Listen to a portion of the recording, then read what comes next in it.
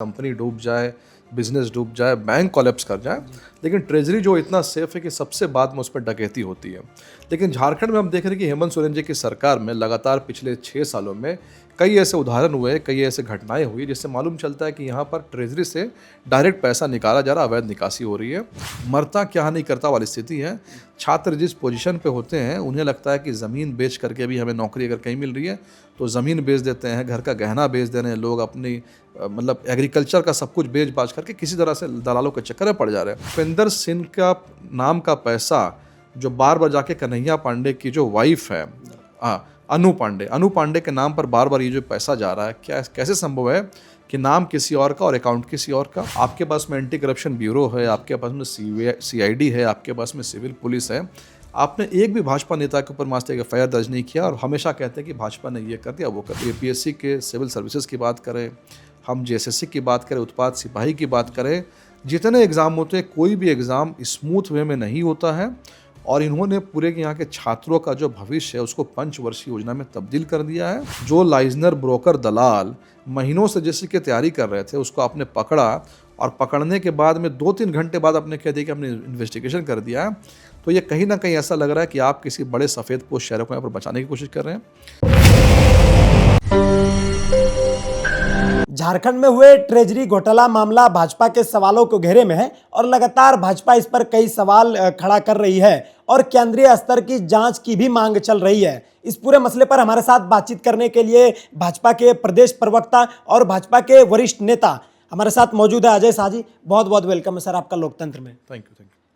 जिस तरीके से झारखंड में ट्रेजरी घोटाला हुआ बड़े पैमाने पर, इस पूरे मामले को आप कैसे देखते हैं? क्योंकि लगातार आप प्रेस कॉन्फ्रेंस कर रहे हैं और इस पर जांच की मांग कर रहे हैं, तो झारखंड में ट्रेजरी घोटाला 2 जगहों पर देखने को मिला। इन पूरे मामले को आप कैसे देखते हैं और क्या जांच की मांग करते हैं आप? देखिए, सबसे पहली बात है कि जो ट्रेजरी होता है झारखंड सरकार का या किसी भी सरकार का, वो सबसे सेफ माना जाता है। ऐसा माना जाता है कि कंपनी डूब जाए, बिजनेस डूब जाए, बैंक कोलैप्स कर जाए, लेकिन ट्रेजरी जो इतना सेफ है कि सबसे बाद में उस पर डकैती होती है।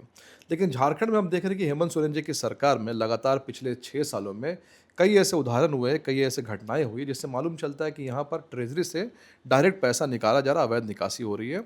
उदाहरण के लिए इसके पहले अगर हम बात करें तो ऊर्जा विभाग से लगभग 100 करोड़ की अवैध निकासी हुई थी। उसके बाद जो पेयजल और स्वच्छता विभाग है उससे 23 करोड़ की निकासी हुई है। पर्यटन विभाग से 10 करोड़ की निकासी हुई है। अभी जो ताज़ा मामला आया है, ताज़ा मामला जो बोकारो से आ रहा है, हज़ारीबाग से आ रहा है। आपने जैसा कहा कि 2 जिलों से नहीं है, ये हज़ारीबाग है, बोकारो है, साहेबगंज है, पलामू है और गढ़वा है। 5 जिलों में तो कन्फर्म हो चुका है। अब ये मामला क्या है? मामला बिल्कुल अगर सिंपल शब्दों में समझा जाए तो एक कांस्टेबल है उपेंद्र सिंह, सब इंस्पेक्टर में वो रिटायर्ड करते हैं। रिटायर वो 2016 में कर जाते हैं और रिटायरमेंट के बाद में वहाँ पर एक अकाउंटेंट है, लेखापाल है, कौशल पांडे। कौशल पांडे उनके रिटायरमेंट एज को जो कुबेर पोर्टल उसमें बढ़ा करके रिटायरमेंट बढ़ा देता है और बताता है कि अभी भी वो सर्विस में है। और उस उपेंद्र सिंह के नाम का जो सैलरी है वो हमेशा अपनी वाइफ के नाम पर ट्रांसफ़र करता रहता है। और ऐसा जो है 25 महीनों में 63 बार हुआ है। बोकारो में प्लेयर जो है वो कौशल पांडे है और हज़ारीबाग में प्लेयर जो है वो शंभू सिंह है। अब इस पूरे मामले में हमारे कुछ सवाल है जो बार बार हम उठा रहे हैं। सबसे पहला सवाल ये है कि क्या यह एक अकाउंटेंट के बेसिस पे एक लेखापाल के लिए ये पॉसिबल है, ये संभव है कि एक लेखापाल जो है ई पोर्टल में जा करके ई कुबेर पर इतनी आसानी से छेड़छाड़ कर दे रहा है? दूसरा हमारा यह कहना है कि ठीक है, हमने मान लिया कि उसने छेड़छाड़ करके डेट ऑफ बर्थ को बढ़ा दिया, कह दिया कि नहीं उपेंद्र सिंह जो अभी भी रिटायर्ड नहीं है, लेकिन क्या उपेंद्र सिंह का नाम का पैसा जो बार बार जाके कन्हैया पांडे की जो वाइफ है, अनु पांडे के नाम पर बार बार ये जो पैसा जा रहा है, क्या कैसे संभव है कि नाम किसी और का और अकाउंट किसी और का?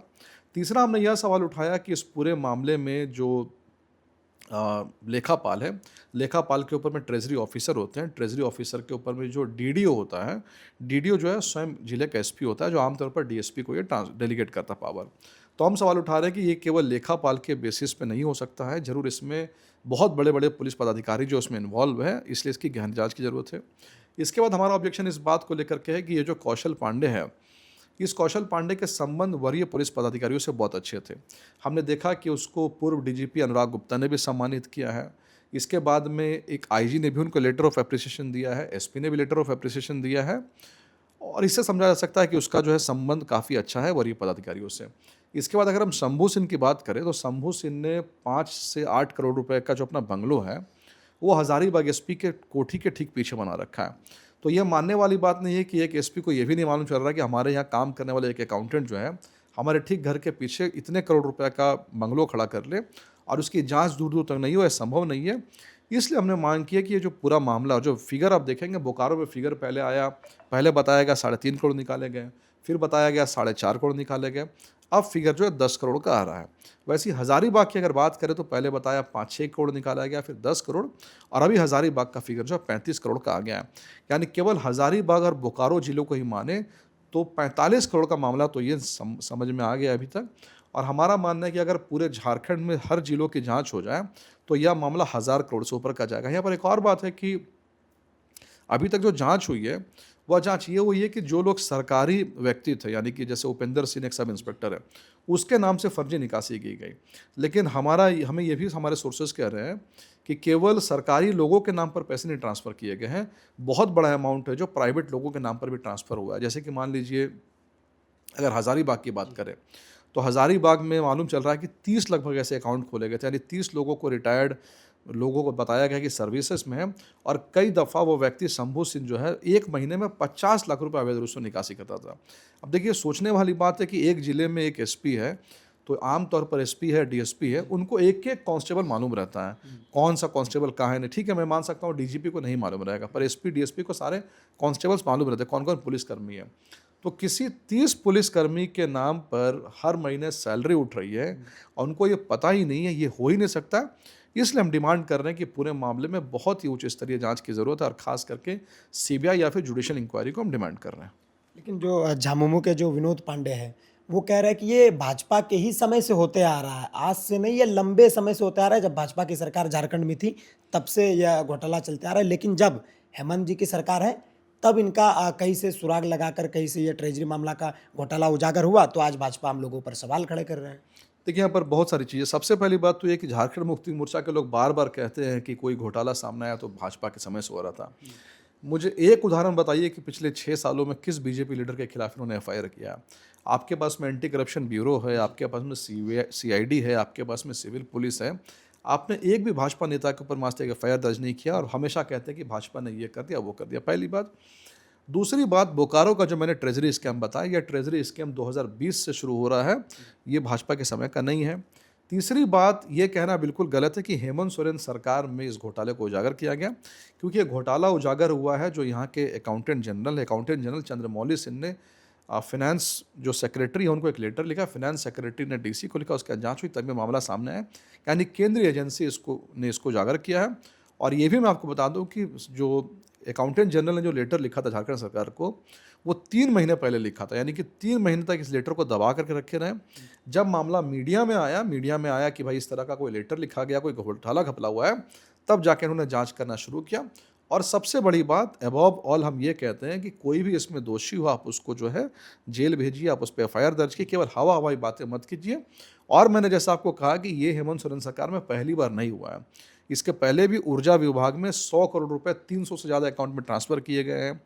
जो पेयजल स्वच्छता विभाग है, जिसके ऊपर जल जीवन मिशन को इम्प्लीमेंट करने की जिम्मेवारी थी, उस विभाग से 23 करोड़ रुपए बाहर निकाले गए, जिसमें जो संतोष कुमार नाम का कैशियर उसमें फंसा था। उस समय भी हम बार बार इस बात को कह रहे थे कि संतोष कुमार जो एक प्लेयर है, एक प्यादा है, असल में इसके पीछे बहुत बड़े बड़े लोग जो इसमें इन्वॉल्व है। और बाद में देखिए मालूम चला, जब इस ईडी ने इस मामले को उठाया, अपने पास लिया, ईसीआर दर्ज किया, तब संतोष कुमार को मोहरा बना करके बहुत बड़े बड़े सफ़ेद पर चेहरों ने यह कोशिश की कि ईडी के अधिकारियों को भी धमकाया जाए, उन पर थ्रेट डाला जाए। और तब जाकर के हाईकोर्ट ने भी माना कि यहाँ बहुत बड़ी गड़बड़ी हुई है, और हाईकोर्ट ने इस पूरे के पूरे केस को सीबीआई को सौंप दिया है। झामुमो के लोग तो यह भी कहते हैं कि भाजपा वालों को सिर्फ कोई एक मुद्दा चाहिए बोलने के लिए, या फिर यूँ कहें तो हवा बनाने के लिए। क्या वाकई भाजपा को कोई बोलने के लिए मुद्दा चाहिए होता है, या फिर भाजपा खुद रिसर्च करके उन पूरे मामलों पर गहर चर्चा करती है, उसके बाद प्रेस कॉन्फ्रेंस आयोजित की जाती है? देखिए, जो मैंने प्रेस कॉन्फ्रेंस किया है, मैंने प्रेस कॉन्फ्रेंस में कई सारी ऐसी चीज़ों को रखा है जो आज तक पब्लिक डोमेन में नहीं था। हालांकि ये बात पहले खुली थी, और इसके पहले भारतीय जनता पार्टी ने कई सारे जो गोरख धंधे हैं इनको सामने में रखा है, और बहुत ही वेल रिसर्च डेटा के साथ हम चीज़ों के सामने रखें। मैं आपको याद दिला दूं कि हफीजुल अंसारी के खिलाफ जब मैंने प्रेस कॉन्फ्रेंस किया था, तो हफीजुल अंसारी जी को वो सारा का सारा पोस्ट अपने सोशल मीडिया से हटाना पड़ा। इरफान अंसारी ने आयुष्मान भारत में एक गड़बड़ी की थी, जो बड़े कॉर्पोरेट हॉस्पिटल्स को कार्टेल बनाने की कोशिश की थी, एक नोटिफिकेशन निकाला था। आज तक उस नोटिफिकेशन को इन्होंने सामने इम्प्लीमेंट नहीं किया, वो उसमें बैकफुट पे है। तो भाजपा कोई भी मुद्दा लेकर के आ रही है, बहुत ही सीरियस मुद्दे हैं और ऐसे मुद्दे हम लेकर के आ रहे हैं जहाँ पर सही में हमें लग रहा है कि बहुत बड़ा जेन्युइन, देखिए आमतौर पर करप्शन के कई सारे केसेस हम सुनते हैं, पर करप्शन किस तरीके का होता है आमतौर पर हम सुनते हैं कि जैसे कि मान लीजिए पैसा निकाला गया किसी बिल्डिंग को बनाने के लिए, बिल्डिंग बनाया गया और उस बिल्डिंग 1000 करोड़ की बिल्डिंग बनी और उसमें से 10 करोड़ 15 करोड़ रुपये कमीशन में लोगों ने खा लिए, इस तरह की चर्चाएं हमने सुनी है। लेकिन ऐसा सुनना कि बिल्डिंग बनी ही नहीं, सीधा ट्रेजरी से पैसा निकाल करके सीधा आपने उसको जो है यूज़ कर लिया, मिसयूज़ कर लिया, ये ऐसा पहली बार देखने को मिला। और बोकारो का आप केस देखिए, एक शंभू सिंह नामक एक जो व्यक्ति है जो कि कांस्टेबल रैंक का है, वो 2009 में यहाँ पर बहाल हुआ है और उसके अंदर में खुराफात आइडियाज़ आते हैं। वो कांस्टेबल से पद से कभी प्रमोट नहीं होता, एक ज़िले में बैठकर हर महीने 50 लाख रुपए कभी अपनी वाइफ के नाम पर, कभी साली के नाम पर, कभी ससुर के नाम पर ट्रांसफ़र करता रहा। और ये तो मानने वाली बात नहीं है कि जो डिस्ट्रिक्ट है उसको पता ही नहीं। अच्छा, एक और बात है, अगर इस पूरे मामले में जैसा कि इनको लग रहा है कि नहीं ये इसमें पाक साफ है, इनका कोई इसमें इन्वॉल्वमेंट नहीं है, तो हम तो साफ करें ना कि अगर आपको सीबीआई पर भरोसा नहीं कि सीबीआई चले सेंट्रल एजेंसी है, तो आप इसमें जुडिशियल इंक्वायरी क्यों नहीं करवा रहे हैं? मुझे ये बताइए कि आप इसमें सीआईडी की इंक्वायरी बताते क्या रहेंगे? अब सीआईडी में आज के समय में जो ऑफिसर्स हैं, जो आज के समय में एसपी है या डीएसपी है सीआईडी में, वो वही लोग हैं जो कभी ना कभी किसी जिलों में थे और उसी जिलों के अंदर भी सारा का सारा ट्रेजरी स्कैम हुआ है। तो यहाँ तो प्रिंसिपल ऑफ नेचुरल जस्टिस का सीधा सीधा वॉयलेशन हो रहा है कि जहाँ पर जो लोग जांच करने वाले हैं वही कहीं ना कहीं किसी समय पर उसमें संदिग्ध थे। तो हम वैसे व्यक्तियों द्वारा, वैसे बॉडी द्वारा जांच की उम्मीद हम नहीं कर सकते हैं। इसलिए हम सीधा डिमांड कर रहे हैं कि there should be CBI inquiry और there must be a judicial inquiry. इतना डिमांड हम कर रहे हैं। उत्पाद सिपाही भर्ती परीक्षा को लेकर जिस तरीके से बीते दिन पेपर लीक मामले में 160 लोगों को गिरफ्तार किया गया, तो इस मामले को कैसे देखते हैं? क्योंकि ये उत्पाद सिपाही भर्ती परीक्षा, क्या पारदर्शिता आपको नजर आती है इसमें? देखिए, उत्पाद सिपाही का जिस समय एग्ज़ाम था, उसके एक दिन पहले अगर आप विजुअल्स देखेंगे तो झारखंड का की जो भयानक स्थिति है उसको विजुअल दिखा रहा था, जिसमें आप देख सकते हैं कि दूर दूर से छात्र आए हैं, स्टेशन पर सो रहे हैं, रोड पर सो रहे हैं, परेशान हैं कि किसी तरह से उनको नौकरी जो वो मिल जाए और लाखों की संख्या में लोग यहाँ पर आकर के। तो झारखंड में वर्तमान में हेमंत सोरेन सरकार ने जो व्यवस्था है, जिस तरह का एग्जामिनेशन टेकिंग व्यवस्था यहाँ पर है, उसको इतना ख़राब कर दिया, इतना ख़राब कर दिया है कि यहाँ पर कोई भी एग्जामिनेशन फेयर तरीके से नहीं हो रहा है। और पूरे एग्जामिनेशन का अगर आप सीरीज़ देखेंगे, मतलब कि सीरीज़ मतलब पहले ये तो वैकेंसी निकालने में गड़बड़ी करेंगे, वैकेंसी में कुछ ना कुछ ऐसा एरर डाल देंगे कि मामला हाईकोर्ट पहुंच जाएगा। किसी तरीके से वैकेंसी निकल गई तो उसके बाद रिटर्न एग्जामिनेशन लेने में ये बहुत टाइम लगाएंगे। किसी तरह से रिटर्न एग्जामिनेशन ले लेंगे तो रिटर्न एग्जामिनेशन में, एग्जामिनेशन पेपर में बहुत सारी गड़बड़ियाँ होंगी, जो हमने देखा अभी जो फॉरेस्ट का एग्ज़ाम था, फॉरेस्ट के एग्ज़ाम में कितने सारे स्पेलिंग मिस्टेक्स थे। तो क्वेश्चन पेपर में गड़बड़ी होगी, पेपर ए को पेपर बी में दे देंगे, पेपर बी को पेपर सी में दे देंगे, टाइम बदल देंगे। उसके बाद मान लीजिए किसी तरह खींच खाच के ये लोग एग्ज़ाम भी ले लेते हैं, तो एग्ज़ाम लेने के बाद में जब उसका रिजल्ट बहुत टाइम लगाएंगे और रिजल्ट आ भी गया तो रिजल्ट में फिर से कुछ ऐसी गड़बड़ी करेंगे, कट ऑफ का खेल कर देंगे, रिजर्वेशन कैटेगरी में कुछ ऐसी गड़बड़ी कर देंगे कि फिर से मामला कोर्ट में लटक जाता है। कुल मिलाकर के यहाँ पर जितने भी एग्जामिनेशन हैं, हम चाहे जेपीएससी के सिविल सर्विसेज की बात करें, हम जेएसएससी की बात करें, उत्पाद सिपाही की बात करें, जितने एग्ज़ाम होते हैं कोई भी एग्ज़ाम स्मूथ वे में नहीं होता है। और इन्होंने पूरे के यहाँ के छात्रों का जो भविष्य है उसको पंचवर्षीय योजना में तब्दील कर दिया है। पहले लोग सोचते थे कि 2 साल में +2 करेंगे, 3 साल में ग्रेजुएशन करेंगे और ग्रेजुएशन करते ही एग्जामिनेशन निकालेंगे। पर आप अगर रिसर्च करेंगे, पता करेंगे तो यहाँ पर एक छात्र किसी एग्ज़ाम की तैयारी में जब पहले दिन बैठता है और रिज़ल्ट आते आते, जो अगर वो छात्र बहुत ब्रिलियंट है, बहुत जीनियस है, तभी रिज़ल्ट आते आते इस पूरे एग्जामिनेशन प्रोसेस में 5 साल से ज़्यादा का वक्त ये लगा देते हैं। अब उत्पाद सिपाही की बात करते हैं, जिसकी हम बात कर रहे हैं। उत्पाद सिपाही में मालूम चला कि क्वेश्चंस उनको रटाए जा रहे थे। अब देखिए, अभी अभी अरेस्ट हुए हैं, मतलब इन लोगों ने 160 लोगों को अरेस्ट किया, जो वहाँ पर लाइजनर थे, ब्रोकर थे, उनको अरेस्ट किया और 2-4 घंटों के बाद ही इन्होंने एक प्रेस कॉन्फ्रेंस करके बता दिया कि नहीं भैया देखिए, प्रेस कॉन्फ्रेंस हम कर रखे और ये जांच पूरी हो चुकी है, हमारी इसमें कोई गलती नहीं, सबके सब पकड़ लिए।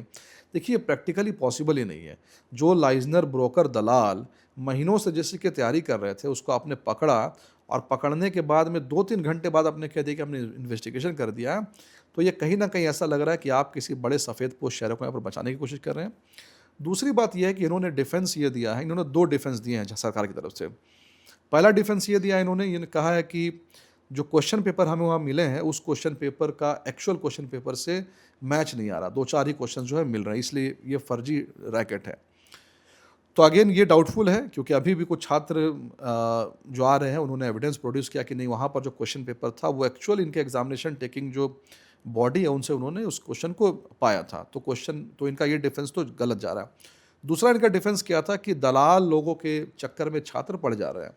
तो हमारा ये कहना है कि आपने ऐसी व्यवस्था यहाँ पर क्यों बना दी, आपने इतना अविश्वास क्यों पैदा कर दिया झारखंड में कि छात्रों के मन में इतना ट्रस्ट डिफिशिट हो गया कि उनको लग रहा है कि यहाँ पर कोई भी एग्जामिनेशन फेयर तरीके से हो ही नहीं सकता।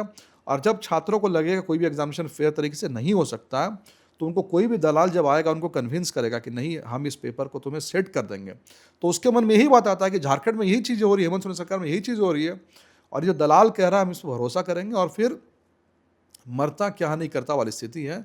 छात्र जिस पोजीशन पे होते हैं उन्हें लगता है कि ज़मीन बेच करके भी हमें नौकरी अगर कहीं मिल रही है तो ज़मीन बेच देते हैं, घर का गहना बेच दे रहे हैं लोग, अपनी मतलब एग्रीकल्चर का सब कुछ बेच बाच करके किसी तरह से दलालों के चक्कर में पड़ जा रहे हैं।